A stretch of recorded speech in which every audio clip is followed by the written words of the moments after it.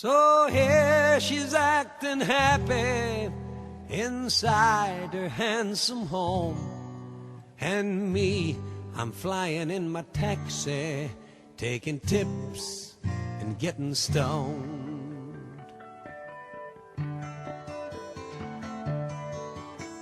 I got into town a little early, had 8 hours to kill before the show. First I thought about heading up north of the bay, then I knew where I had to go.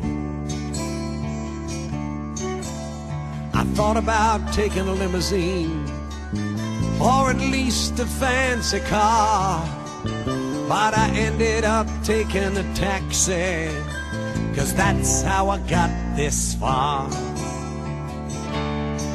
You see, 10 years ago it was the front seat, driving stoned and feeling no pain.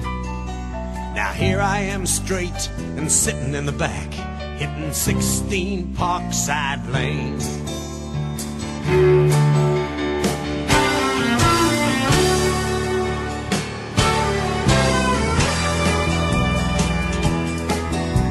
The driveway was the same as I remembered, and a butler came and answered the door.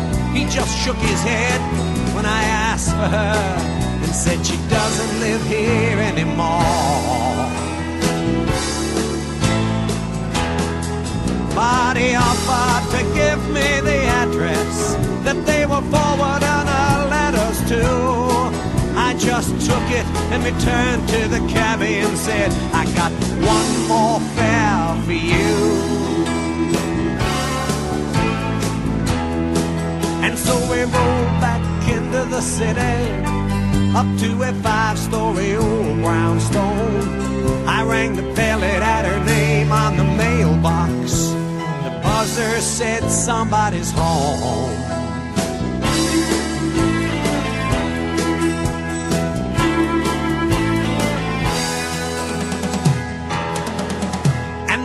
On her face as she opened the door was like an old joke told by a friend. It'd taken 10 more years, but she'd found her smile, and I watched the corners start to bend. And she said, how are you, Harry? Haven't we played this scene before? I said, it's so good to see you, Sue. Had to play it out just once more. Play it out just once more.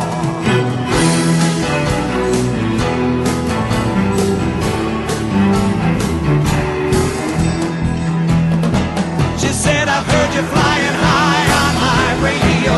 I said, it's not all it seems. That's when she laughed and she said, it's better sometimes when we don't get to touch our dreams.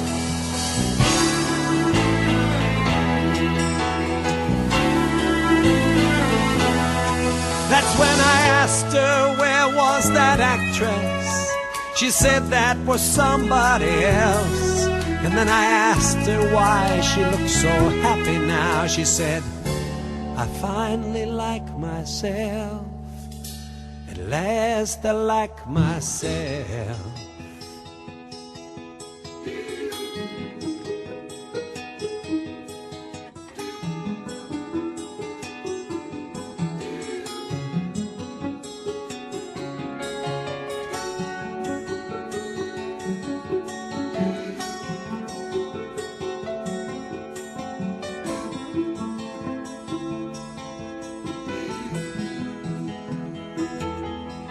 So we talked all through that afternoon, talking about where we'd been. We talked of the tiny difference between ending and starting to begin. We talked 'cause talking tells you things like what you really are thinking about. But sometimes you can't find what you're feeling till all the words run out.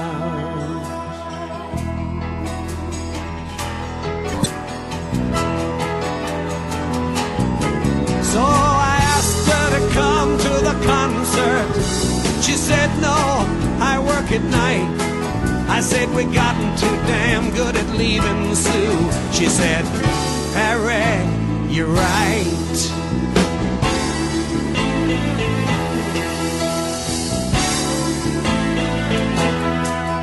Don't ask me if I made love to her, or which one of us started to cry. Don't ask me why she wouldn't take the money that I left. If I answered it all, I'd lie.